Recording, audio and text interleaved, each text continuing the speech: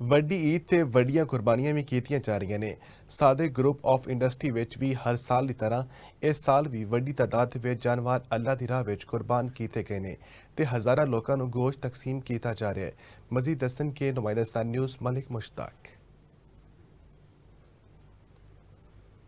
जी बिल्कुल, इस वे मैं मौजूद हाँ सादक पेपर मिल के अंदर ते तुहानू दसदा चला कि सादक ग्रुप ऑफ इंडस्ट्री वालों अज ईद का दूसरा दिहाड़ा ते वड्डी ईद दियां वड्डियां तैयारियां ते वड्डियां कुर्बानियां हर पासे मुसलमान जिहड़े ने अल्लाह दी राह दे विच जानवर कुर्बान कर रहे ते उन्हां दा गोश्त मुस्तहिक लोगां नू माड़ियां लोगां नू ते अपने जिहड़े रिश्तेदार अजीजो कारब ने उन्होंने पहुंचाया जा रहा है। लेकिन इत्थे जिहड़ी कुर्बानी की गई है ये वड्डी कुर्बानी की गई है जिथे हज़ारां दी तादाद विच लोग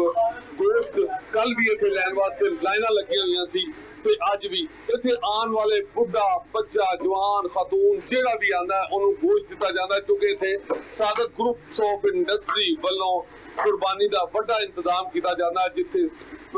तकरीबन दर्जनां के हिसाब नाल जिहड़े ने ਉਹ ਵੱਡੇ जानवर कुर्बान किए जाते हैं और उन्होंने गोश्त तैयार करने तो बाद लोगों को इस इलाके के लोगों को बल्कि बुलाया जाता है दसिया जाता है जिहड़ा कि रवायती तौर पर हर साल हज़ारां की तादाद च लोग इत्थे आते हैं और गोश्त लैके जाते हैं क्योंकि लाहौर दे विच वड्डियां वड्डियां कुर्बानियां होर भी होंदियां ने लेकिन सादक ग्रुप ऑफ इंडस्ट्री के अंदर एक वड्डी कुर्बानी का सिलसिला हर साल इस तरह ही होंदा है ते हर साल हज़ारां लोग इत्थों गोश्त भी लैंदे ने लोग दुआवां दे के जाते हैं क्योंकि इस वेले तुसीं देखदे पिओ कि अजे भी जिहड़े कसाई हजरात ने वो गोश्त बना रहे ने वो थोड़ी ही देर तो बाद